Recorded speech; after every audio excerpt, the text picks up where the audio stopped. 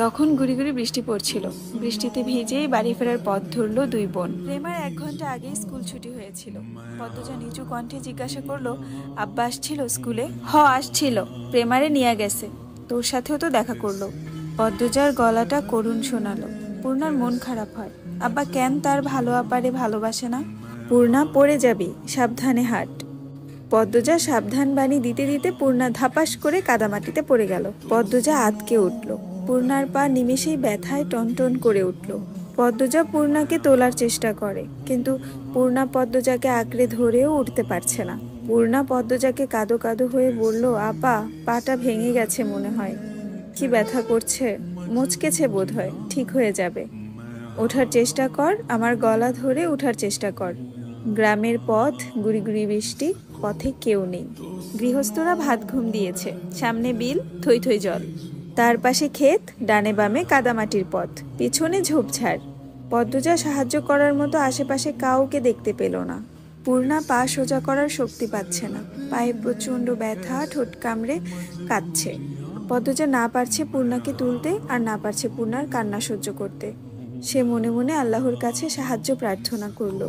পদ্মজার উৎসাহে পূর্ণা পাকে শক্ত করে পায়ের পাতা মাটিতে ফেলল। সাথে সাথে শরীর ব্যথায় বিজলি চমকালো। আপারে, পারছি না, আমার পা শেষ, মরে যাব আমি।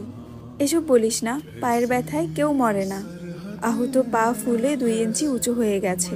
তা দেখে আতঙ্কে পদ্মজার চোখ মুখ নীল হয়ে যাচ্ছে। তার কান্না পাচ্ছে খুব। পদ্মজা পূর্ণার পায়ে আলতো করে চাপ দিতেই পূর্ণা চেঁচিয়ে উঠল, একটু সাবধানে হাঁটলে কি হতো? ইস, এখন কত কষ্ট হচ্ছে। আপা, পা ব্যথায় খেয়ে নিচ্ছে। পদ্মজা খুব কাছে পায়ের শব্দ পেল। চৌকিতে চোখ তুলে তাকালো ক্ষেতের দিকে। মুহূর্তেই ঠোঁটে হাসি ফুটে উঠল। পদ্মজা পূর্ণাকে বলল, পূর্ণা, আম্মা আসছে। হেমলতাকে দেখে পূর্ণার কলিজায় পানি এলো। মনে হলো মাকে দেখেই ব্যথা অনেকটা কমে গেছে। হেমলতা ছুটে আসেন, পূর্ণার মাথায় হাত বুলিয়ে বলেন, কিছু হয়নি, এসব সামান্য ব্যাপার। এরপর পদ্মজাকে বললেন, তুই বইগুলো নে। হেমলতা এদিকে তার সেলাই করা কাপড় দিতে এসেছিলেন, যার কাপড় সে অসুস্থ বলে নিতে যেতে পারেনি। বাড়িতেও কোনো কাজে মন টিকছিল না, তাই ছাতা নিয়ে বেরিয়ে পড়েন। ঘরে চুপচাপ বসে থাকার চেয়ে একটা মানুষকে সাহায্য করা ভালো। ফেরার পথে দেখতে পেলেন 2টো মেয়েকে, আর একটা মেয়ে পথে বসে আছে, আরেকটা মেয়ে পাশে দাঁড়িয়ে আছে বিপদগ্রস্ত অবস্থায়। মেয়ে দুটোকে চিনতে পেরে তার বুক কেঁপে উঠল। পথ দিয়ে আসলে দেরি হবে, তাই ক্ষেতের রাস্তা ধরলেন। পূর্ণা ব্যথায় যেন নিঃশ্বাস নেওয়ার শক্তি পাচ্ছে না। একটা ভ্যান পেলে খুব উপকার হতো। 2 মিনিটের মাথায় ভ্যানের দেখা মিলল। অনেক দূরে ভ্যানের অবস্থান। ভ্যানে চিত্রা এবং লিখন শাহ সহ আরো 2 জন শুটিংয়ের লোক ছিল। তারা মাতবর বাড়ি গিয়েছিল। যখন ভ্যানের অবস্থান কাছাকাছি, তখন চিত্রা পদ্মজা আর তার মা আর বোনকে দেখল। উদ্বিগ্নতা নিয়ে ভ্যান থামাতে বলল। লিখনের নজরে ব্যাপারটা আসতেই সে তাড়াহুড়ো করে ভ্যান থেকে নেমে পড়ল। চিত্রা আগে আগে ভ্যান থেকে নেমে যায়। চোখে মুখে আতঙ্ক নিয়ে বলল, পূর্ণার কি হয়েছে? পদ্মজা বলল, কাদায় পড়ে পা মচকে গেছে। হেমলতা চিত্রা, পদ্মজা এবং পূর্ণাকে ভ্যানে তুলে দিয়ে ভ্যান ছেড়ে দিল। লিখন সহ বাকি 2 জন সহকর্মীকে নিয়ে বাড়ি হেঁটে ফিরবে।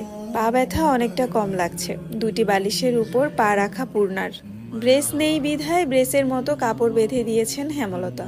মুখে তুলে খাইয়ে দিলেন আর বললেন, এবার খুশি? স্কুলে যেতে হবে না, কাজ করতে হবে না, সকালে উঠে পড়তেও বসতে হবে না, এবার খুশি তো? পূর্ণা রাজ্যের দুঃখ নিয়ে বলল, সবই ঠিক আছে, কিন্তু এখন আমি টিভি দেখতে যাব কি করে? কোনো সাড়া না পেয়ে পূর্ণা বুঝতে পারল সে মুখ ফুসকে ভুল জায়গায় ভুল কথা বলে ফেলেছে। সে বিব্রত হয়ে উঠল, তারপর ঢোক গিলল। এরপর কাচুমুচু হয়ে মিয়ে যাওয়া গলায় বলল, মোটেও খুশি হইনি। বিকেলে মগা এসে জানালো মুন্নার বাপ খুন হয়েছে। কথাটি শোনা মাত্র সাথে সাথে যেন উপস্থিত সকলের মাথায় বজ্রপাত পড়ল। পঙ্গু, ভিক্ষুক, অসহায় মানুষটিকে কে মারল? এমন মানুষেরও শত্রু থাকে? এমনই শত্রু যে একদম মেরেই ফেলল? হেমলতা শ্বাসরুদ্ধ কণ্ঠে প্রশ্ন ছুড়লেন, কখন? মগা বলল, দুপুরের কথা। দুপুর 2টো কি 3টায় গ্রামবাসী জানতে পারল তার মৃত্যুর কথা।